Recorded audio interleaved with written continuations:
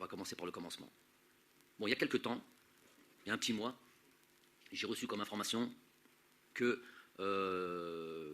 pas de presse ou de trucs, hein, plutôt de gens du football même, des acteurs, arrêtez 2 secondes, c'est qui fait ce bruit là avec le téléphone, qu'on me dit voilà, que voilà, faites attention coach, on dit au moment de la signature à Nice, ce qu'a déclaré la presse française là, régulièrement, nouvellement, à savoir il aurait signé un document comme quoi il n'irait pas à la CAN s'il signait à Nice. Donc j'ai eu cette information il y a un mois. Elle m'a ébranlé un petit peu, je me suis dit, moi je ne crois que ce que je ne vois, en tout cas pour ce genre de choses. Donc j'ai dit wait and see, on attend et on verra. Maintenant la CAN, ça ne sert à rien d'aller gratter, malgré que c'est pas, ça suffit à m'interpeller. Il s'avère que donc il était comme toutes les listes, toutes les dates FIFA qu'il y a eu depuis son arrivée à la CAN 2019, avant la CAN 2009, excepté, je vais être très précis dans les mots et dans les dates, excepté la date du mois de mars, quand il y a eu l'histoire du Covid, où je vous avais dit, et ça avait fait une polémique, il y a eu 2 formes de réaction en fonction de la date, en fonction de cette date FIFA, quand la Fédération française, dans un premier temps, s'était octroyé le droit de ne pas libérer les joueurs pour cette date FIFA, par rapport à la situation sanitaire, et que la FIFA est intervenue. Donc dans ce premier temps, c'était les joueurs qui devaient un peu se démener. Et je vous avais parlé un peu du cas de Islam et de même Aris Belkebla. Et je voyais que Islam se bagarrait. Et j'avais 2 réactions. Et elles étaient claires. Un, le club ne veut pas, c'est fini. L'autre, ça se bat avec Ola, ça se bat avec Juninho, ça se bat là.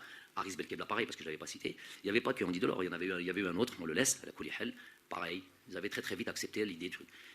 5 jours plus tard, la FIFA intervient sur ce dossier et impose au club de libérer les joueurs. À ce moment-là, je n'ai pas pu oublier les différentes réactions des uns et des autres. L'investissement pour cette équipe nationale, l'investissement pour ce pays, pour moi, il est indispensable, primordial, celui qui échappe, celui qui se rate là-dessus. On a déjà eu des gros soucis dans le passé. Vous les avez soulignés plusieurs fois, des joueurs qui venaient en tirant le truc et presque qui venaient à contre-cœur. Vous les avez eus, vous les avez souvent nommés, vous en avez souvent fait d'histoire. Donc on ne veut plus revivre ça. Et pour moi, c'est inadmissible de revivre ça. On vit en équipe nationale avec beaucoup de volonté, beaucoup d'enthousiasme, beaucoup de dynamisme et tout ça. Et c'est quelque chose qui doit nous tenir à cœur pour pouvoir après performer, pour pouvoir s'identifier réellement à notre équipe nationale, donc à notre pays. Ce n'était pas le cas à cette époque-là. J'ai fait ce que j'avais à faire. J'ai eu une discussion très claire avec lui, très claire avec lui, où je lui ai fait part de mes reproches. Il n'a pas eu de réponse à ça, rien dit, et il est revenu en sélection. Ça. Donc, il a fauté, il a truqué. Mais c'était resté un petit peu dans un coin de ma tête. Je veux juste citer quelque chose, je les ai notés parce que c'est important, parce qu'il me semblait qu'il y avait, en termes de statistiques, parce que certains ont l'impression, et font passer, diffusent l'idée que le gars n'a pas été utilisé. Donc, dernière date FIFA, il est convoqué. Il se blesse en venant ici à Sidi Moussa, lors de nos 3 matchs. J'arrive doucement. Voilà. La Mauritanie, le Mali et la Tunisie. Il se blesse, dès le 2e jour d'entraînement, il rentre. Mois de mars, je viens de vous l'expliquer, c'est la date du Covid. Mars avant. Juste avant la date FIFA, c'est novembre 2020. Titulaire contre le Zimbabwe. On avait 2 matchs. Titulaire contre la date FIFA d'avant, octobre 2020. Titulaire contre le Nigeria. On avait Nigeria-Mexique, titulaire contre le Nigeria. La date d'avant, c'est novembre 2009. Titulaire contre le Botswana. On avait 2 rencontres. La date d'avant, c'était octobre 2019, Colombie-Congo, blessé. La date d'avant, c'est la CAN. Elle fait un moulin maintenant.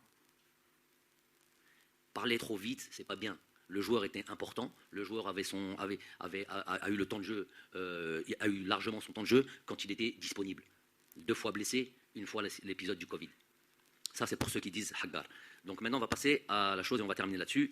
Le joueur m'appelle, il y a 4-5 jours, m'appelle pas, m'envoie un message d'abord en me disant ce genre de discussion, j'en ai 1 million depuis ma prise de fonction. Jamais vous aurez les tenants et les aboutissants d'une discussion privée avec un joueur. Mais là, ça a dépassé le cadre du privé. Il ne s'agit pas de Jamel Belmadi, il s'agit de la sélection nationale, donc du pays. Ça fait tellement de remous et tellement tout le monde en parle que je vais vous dire exactement ce qu'il en est. Parce que normalement, il devrait aller vous dire ça à vous, même pas à moi.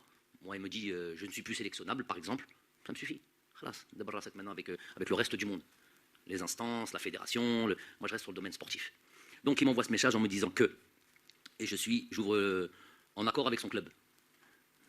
Et là j'ouvre les guillemets, privilégie son club, parce qu'il veut réussir ce challenge d'arriver dans son club et de devenir titulaire à part entière, parce qu'il estime qu'il allait devoir se battre avec Dolberg et Gouiri. J'ouvre les guillemets, c'est lui qui parle maintenant. Que pour ça, il devait mettre l'équipe nationale entre parenthèses. Mais uniquement pendant 1 an. Vous vous en parlerez entre vous après. Et évidemment, et pas de CAN. Voilà. Donc ce qui m'avait été dit 1 mois plus tôt, a été confirmé par le joueur lui-même. Il était dans cette liste, comme toutes les listes depuis le fait qu'il soit algérien. De facto, évidemment, plus sélectionnable. Peut-être dans 1 an, peut-être après 1 an, avec peut-être quelqu'un d'autre, j'en sais rien. Mais ouais, les choses sont évidentes pour nous, pour moi en tous les cas. Et j'ai envie de dire. Les joueurs, suite à ça, évidemment, on a eu une discussion. Ce genre de choses ne s'envoie pas par message, ce que je lui ai signalé. Et je ne vous dirai pas tout le contenu de la discussion, c'était très houleux. Donc ça ne sert à rien de mettre ça sur la place publique. Je vous dis juste ça pour répondre et enlever toute interrogation ou tout doute quant à ma, entre guillemets, je ne sais pas, comment dire ça, ma droiture sur ma fonction et sur ma manière de travailler. Après cette discussion houleuse où je lui dis c'est pas comme ça qu'on fait, t'as affaire à une nation, t'as affaire à un pays, t'as affaire à un truc qui t'a ouvert les bras, blablabla. Je lui ai blâmé lui évidemment, j'ai blâmé son club, son directeur sportif m'a appelé et on a eu une discussion, je lui ai confirmé les dires que j'avais sur Andy et sur l'éthique du club. Ils sont tout à fait tranquilles sur le fait que s'ils pouvaient, les joueurs africains qui sont déjà en club, ils en ont d'autres. Non, ils souhaiteraient, clairement, c'est le discours du directeur sportif, ils leur disent on souhaiterait que vous n'allez pas faire la CAN. C'est leur droit. Tant que c'est oral, c'est leur droit. C'est peut-être pas éthique. C'est peut-être un manque de considération des différents pays et des différentes sélections nationales et de l'Afrique. Mais ils ont le droit de dire ce qu'ils veulent. Dire. Après, on n'est pas obligé de l'accepter. Donc ça, ils le disent à des joueurs qui sont déjà en club, avec des internationaux qu'on a déjà, et c'est pas que... c'est le directeur sportif qui parle. Le directeur sportif qui parle. On a dit ça à tous nos internationaux africains. On leur dit, voilà, on souhaiterait que vous ne faites pas la CAN, mais si le joueur a envie de l'aider, il y va. Alors imaginez le joueur qui n'a pas encore signé. Les joueurs qui sont déjà là. On leur dit de ne pas faire la CAN. Imaginez le joueur qui n'a pas encore signé et qui arrive pour signer. Un international africain.